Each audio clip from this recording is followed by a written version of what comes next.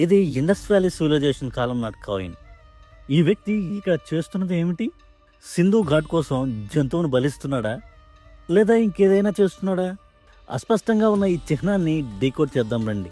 ఇక్కడ మనం చూస్తే పెద్ద పెద్ద కొమ్ముడితో ఉన్న ఎద్దుని లేదా దున్నపోతును మనం గమనించవచ్చు.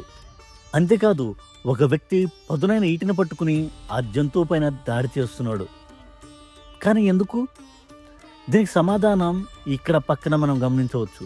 ఇక్కడ ఒక వ్యక్తి తలపైన కొమ్ములతో బందాసనం వేసుకుని కూర్చుని ఉన్నాడు.